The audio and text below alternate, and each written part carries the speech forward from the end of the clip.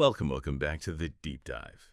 I'm truly excited to have you with us today because we're embarking on a really unique journey right into the pulse of our community, our focus.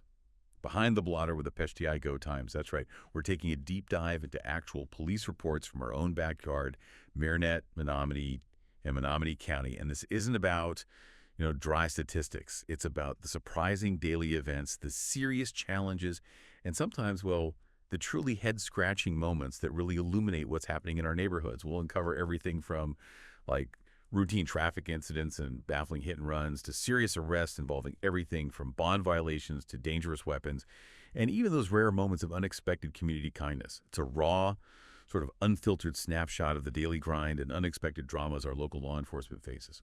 We're going to navigate these reports week by week, incident by incident, to truly unpack these events and maybe identify some patterns emerging across our communities.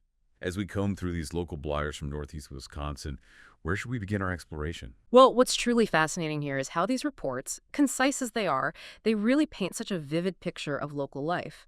They offer a direct window into the challenges and their resilience of our towns, reflecting the tireless efforts of our officers. We'll begin our deep dive in Menominee County, pulling back the curtain on incidents from early June, specifically from the 5th to the 11th. As we go through these, listen for those recurring themes. Okay, so first up, June 5th, on US 41 in Menominee Township. We saw a two-vehicle crash involving Christine Axtell, 45. She attempted a U-turn and collided with a southbound semi driven by Joshua Hicks, 34. Oh, wow. Yeah, both vehicles sustained disabling damage, but fortunately no injuries were reported. Axtell was cited for an improper turn from the wrong lane. A clear reminder, that highway maneuvers require extreme caution. Definitely. Also on June 5th, in the city of Stevenson, deputies responded to a larceny complaint at a residence. That investigation is still ongoing. A bit of a mystery then. Still unfolding, yeah. Later that same day, June 5th, on US 41 in Spalding Township, a traffic stop for failure to maintain lane led to an arrest. A 33-year-old Wilson woman arrested for operating while intoxicated, OWI, and also a probation violation out of Delta County. So double trouble there. Exactly. She was transported to the Menominee County Jail. This really highlights a persistent challenge. Impaired driving often comes with these added legal complications. Okay, moving to June 6th, on County Road 25 in Daggett Township.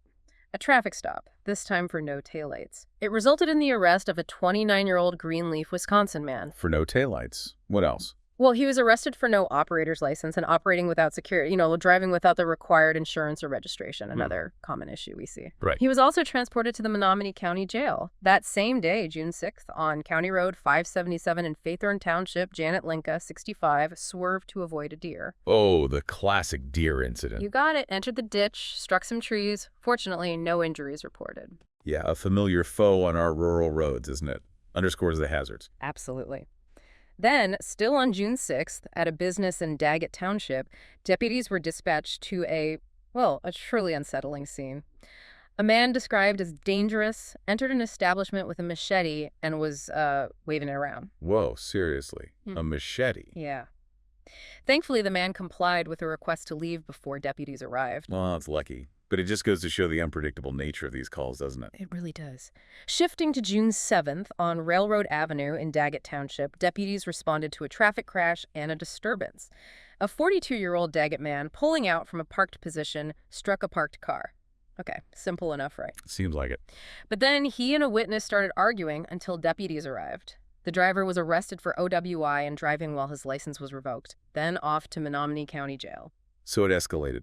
Minor collision turns into something bigger with alcohol and arguments in the mix. Precisely.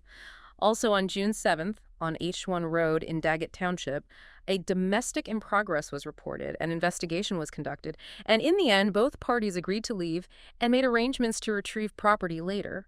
Sometimes finding that calm resolution is the main thing, especially in sensitive situations. Exactly.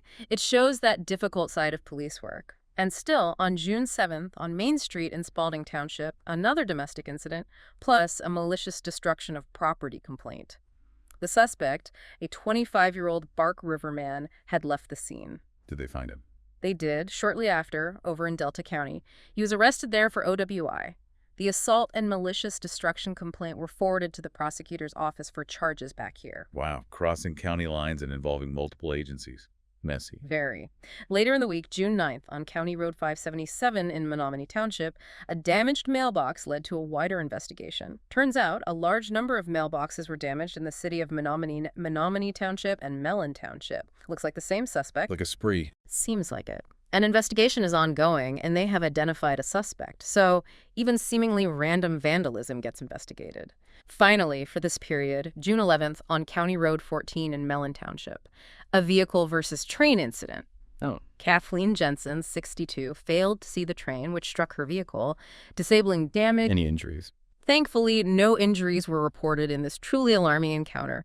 Could have been catastrophic. Absolutely terrifying. So lucky. And, beyond these specific incidents, Menominee County deputies were incredibly busy. High volume of routine calls. We're talking 30 traffic stops, 9 false 911 calls, 15 civil process services or attempts, that's delivering official documents like subpoenas, 8 vehicle versus animal crashes, 37 law enforcement assists or medical calls, 2 K-9 calls, 1 mental health crisis call, and 2 liquor inspections. Wow. That consistent workload really underscores the daily dedication, much of it unseen by the public. Okay, that gives us a really clear picture of that first week. Let's unpack this further as we move into the second week of June for Menominee County, from the 12th to the 18th. What patterns continued, or what new challenges popped up? Well, the patterns of traffic incidents and those ongoing investigations certainly continued. On June 12th, on M35 in Menominee Township, another larceny complaint was reported, still under investigation. Still working on some of those then. Right, shows they require sustained effort. Also, on June 12th, on US 41 in Daggett Township, a 2-vehicle crash. Santina Dugan, 19, collided with Thomas Kraus, 92, while making a left turn. Dugan was transported to the hospital for her injuries. No other injuries reported. Yeah, those left turns can be tricky. A reminder to be cautious. Definitely. Still on June 12th, at an unspecified location following an assault, deputies located a suspect vehicle. Investigation revealed a 44-year-old Menominee man had a valid felony warrant for assault with a dangerous weapon. Found him. Yep. Arrested on the warrant and an additional assault charge lodged at the Menominee County Jail. Shows how warrants catch up and police work connects incidents. On that same very busy day, June 12th, on River Drive in Menominee Township, a subject contacted a deputy about a missing package. Marked delivered, but, not received. An investigation was conducted. The frustrations of online shopping hitting the police blotter. A truly modern problem. Isn't it just? And wrapping up June 12th, on County Road 354 in Stevenson Township, a 1-vehicle rollover, a 16-year-old Daggett man, going too fast for a corner, lost control, entered the ditch, overturned. Was he okay? No injuries reported, thankfully, but the driver was cited for violating the basic speed law and a driver's license restriction. Yeah, a valuable lesson in slowing down, especially for younger drivers. Speed's often a factor. It is. So you asked about the next few days. On June 14th, US 41 in Spalding Township, another 1-vehicle rollover. Abigail Miez, 24, ran off the road, overcorrected, overturned in the ditch. Again, no injuries reported. That overcorrection can be dangerous too, right? Absolutely. Sometimes as risky as leaving the road in the first place. Also, on June 14th, on M35 in Ingleston Township, a trespassing complaint. Subject loitering on property. A 50-year-old Menominee man was warned of criminal trespass. Just enforcing boundaries, issuing warnings. Keeping things from escalating. Right. Then, June 14th, on US 41 in the city of Stevenson, a deputy was assisting Child Protective Services. During that assist, a 26-year-old Stevenson woman was found to have a valid warrant for failure to appear. She posted bond and was released. Interesting how helping one agency can uncover something else entirely. Happens quite a bit. Interagency cooperation often leads to resolving outstanding issues. And on June 14th, on S4 Lane in Lake Township, deputies responded to a report of an armed home invasion. Whoa, that sounds serious. It does, but upon investigation, it was determined to be a civil matter involving eviction. No home invasion had occurred. Ah, okay. So an alarming report, but turned out to be a dispute, not a violent crime. Good to know. Exactly. Clarifying the actual nature of the call is key. Sounds like the deputies are constantly shifting gears, handling everything from minor disputes to potentially dangerous calls, often back-to-back. What else stood out? Well, for June 15th on M69 in Harris Township, a 1-vehicle crash. A 73-year-old Bark River man ran off the roadway, striking a fiber optic box, a steel pole, and breaking a power pole. Took out quite a bit of infrastructure. He did. No injuries reported, surprisingly, but it shows the collateral damage crashes can cause. Still, on June 15th on M35 in Menominee Township, a domestic in progress. This led to the arrest of a 61-year-old Menominee man, charged with 3 counts of resisting and obstructing, interfering with an electronic communication device, and domestic violence.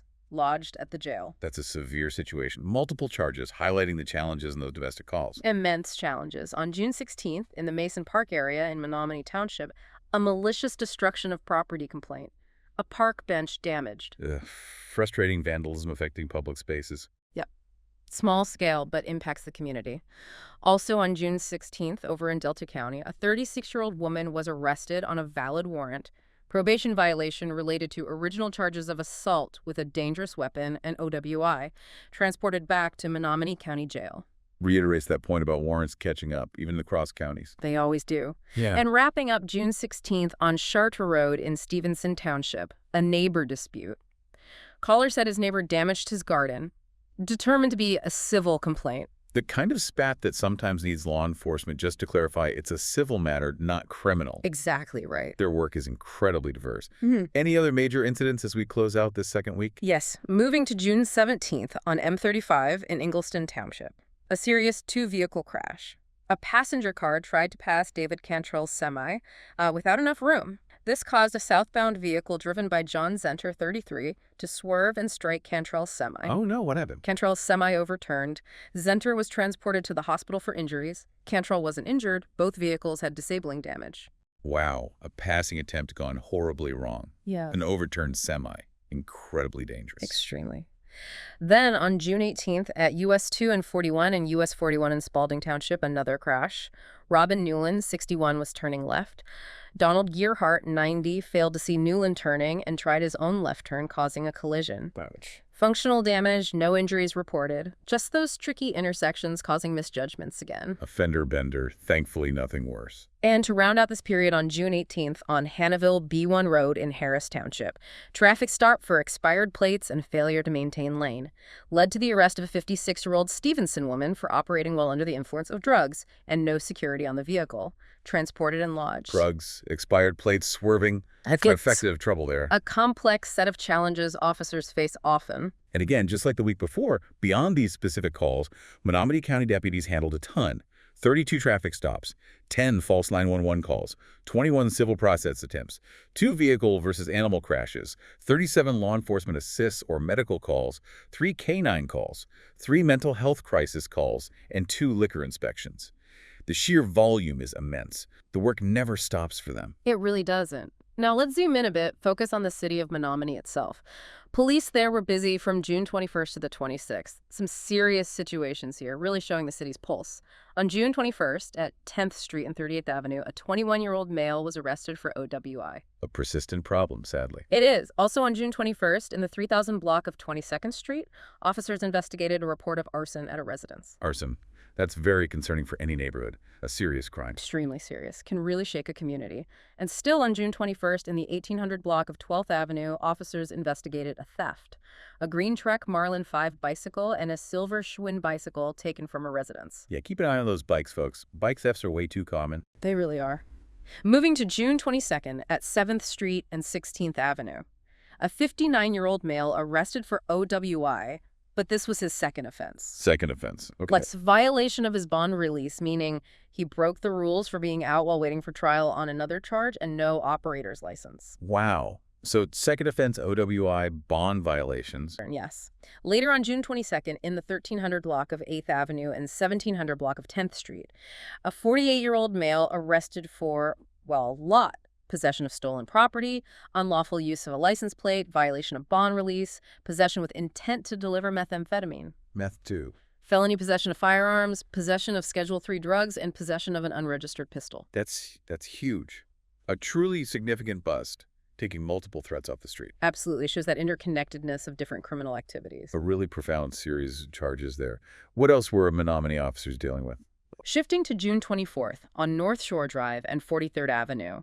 A 53-year-old female arrested for, again a list, possession with intent to deliver meth, possession of 2 types of Schedule II narcotics, possession of a concealed weapon, Another weapon involved? Possession of open intoxicants, operating under the influence of drugs or alcohol, and no operator's license. Another big one. Drugs, weapons, impaired driving. Complex charges revealing pervasive issues. Very much so. Still, on June 24th, in the 2700 block of 13th Street, officers investigated a report of a runaway 14-year-old male. When they located him, he made terroristic threats and resisted and obstructed the officers. Wow, not just a runaway. A challenging encounter involving threats, resistance. Tough for everyone. Very tough situation. For June 25th, at 10th Street and 13th Avenue, something simpler. A 32-year-old male cited for speeding. Sometimes it's the little things. Speed limits are there for a reason. Keep everyone safe. That's the idea. And on June 25th, in the 800 block of 10th Avenue, a 23-year-old male was arrested on a bench warrant through the Menominee PD. Meaning he missed court. Exactly. Failed to appear. Like we keep saying, those warrants don't just disappear. Rounding out this period on June 26th at 10th Avenue and 11th Street. A 53-year-old female arrested for possession of cocaine, driving with a suspended license, and no vehicle insurance. Cocaine, suspended license, no insurance. Multiple issues compounding there. A trifecta of trouble, as you said before. And a final note for June 26th, in the 700 block of 6th Avenue, a brown male pit bull dog found running loose, brought to the Menominee Animal Shelter by officers. Ah, a little bit of good news amidst everything else. Officers helping lost pets, too. A small moment, but shows another facet of their role. Okay, here's where it gets really interesting, maybe even a little weird. Now we cross the bridge into Marinette's, looking at their blotter from June 23rd to the 29th. And yeah, some of these are definite head-scratchers, illustrates the unique dynamics around here. Starting on June 23rd on Marinette Avenue, traffic accident. A vehicle operated by Janet Voss collided with a legally parked vehicle. Huh? But here's the thing. No injuries reported and, get this, no citations issued. Hit a parked car, no citation. Right. Makes you wonder about the circumstances there, hitting something stationary. Also, on June 23rd on Pierce Avenue, Casey Martinez was apprehended. Connection with a second-degree sexual assault of a minor. A very disturbing report, understandably shakes the community. And highlights the very serious, vital work police do every day. Moving to June 24th on Stanton Street. Another traffic accident involving a legally parked vehicle. Vehicle driven by Matthew Hedden struck a legally parked car. Again, no injuries, no citations. Another one. Striking a parked car, no citation. It is curious, isn't it? Makes you ponder what's causing these puzzling mishaps. Still on June 24th, on Old Peshtigo Road, William Lacoste taken into custody. Probation violation related to a felony warrant. So, finding folks with outstanding warrants, especially felonies, is consistent across the area. Seems like it. Also on June 24th on West Hosmer Street, Jonathan Lacona Palafox cited for OWI first offense. A first offense. A stark warning about impaired driving and making responsible choices. Definitely. And to round out June 24th on University Drive, Aaron H. Tracy arrested for resisting or obstructing an officer and a probation violation. Followed traffic complaints. Shows how quickly a simple stop can escalate if someone chooses to resist. Makes the job harder. For sure. Always best to cooperate. Now get this, for June 25th on Roosevelt Road, this one's wild. A traffic accident where a vehicle operated by Rita Minor was struck by a legally parked vehicle owned by Rich Thomas. Wait, a parked car struck a moving one. That's what the report says. No injuries, no citations. How does that even happen? A parked car strikes a moving one. It sounds almost impossible. It truly makes you wonder, what a day for that driver, Rita Minor. Also on June 25th, on Marinette Avenue at Cleveland Avenue, a collision between vehicles operated by Carol Oberg and Gilbert Lovick. No injuries reported, but Oberg was cited for inattentive driving. Right. Inattentive driving, costly and a hazard. And on June 25th, on Marinette Avenue at Hall Avenue, a hit and run. Vehicle driven by Brian Stevens struck a traffic pole. Hit a pole. Yeah, and then took off. Stevens was cited for hit-and-run property damage adjacent to the highway. So even hitting property, leaving the scene, gets you cited. Moving to June 26th on Myrtle Street. Domestic disturbance. Led to the custody of Cazares D. Miller for disorderly conduct and battery. Unfortunate conflict requiring police intervention, serious charges. Yeah, then on June 27th on Sherman Street. An animal problem reported. A black, short-haired female kitten, about 12 weeks old, no collar, found and taken to Town and Country Vet. A little moment of kindness again. Police helping out the furry residents, too. Nice to see. Still on June 27th on Church Street. Another hit-and-run accident. Vehicles operated by Michael Boone and Edward Poisson. No injuries, no citations issued. Just left the scene. Frustrating. Very. And also on June 27th, on Jackson Street, a legally parked vehicle owned by Joshua Catham was struck by an unknown person in a hit-and-run. No injuries, no citations, obviously. Someone's property damaged, driver vanished. Into thin air. That's tough for the owner. On June 28th, on Pierce Avenue at Kearny Avenue, charges of obstructing or resisting an officer forwarded to the DA's office for Javier E. Cordero Ramos. Followed a chase or pursuit. Obstructing, leading a chase. Definitely complicates things. Doesn't help anyone. Not at all. Finally, wrapping up our Marinette blotter on June 29th on Wells Street, Alfonso Whitfield taken into custody for OWI. Third offense. Third offense, OWI. That's serious. Very serious. Highlighting that recurring dangerous issue. Our officers are constantly battling to keep roads safe. So what does this all mean? Wow. We've covered such a wide range of incidents from the official police reports of Marinette, Menominee, and Menominee County over just these few weeks. We saw everything from those serious arrests, the constant traffic issues, to, those truly head-scratching moments involving parked cars. It really raises an important question, doesn't it? For us and for you listening, looking at all these reports, from the high frequency of traffic stuff and OWIs everywhere to the serious drug and assault cases and, even the weird number of incidents with parked vehicles. What does it truly tell us about the rhythm of community life here in Northeast Wisconsin? And, how do these daily dramas reflect the vital, tireless role our law enforcement plays navigating it all? Exactly. From the alarming to the, frankly, absurd sometimes, these blotters offer this unique lens into the daily reality of our towns. They remind us that behind every address, every street name, there's a story unfolding. Sometimes dramatically, sometimes like with the kitten, with unexpected moments of care.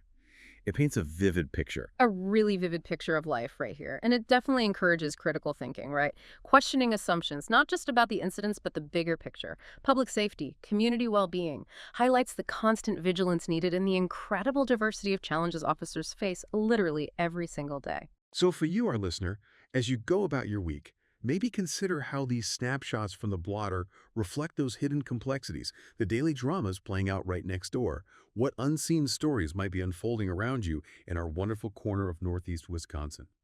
And maybe what does that tell us about the strength and, the challenges of our communities? That's all for this deep dive into the local headlines with Behind the Blotter with the Peshtigo Times. Thank you so much for joining us.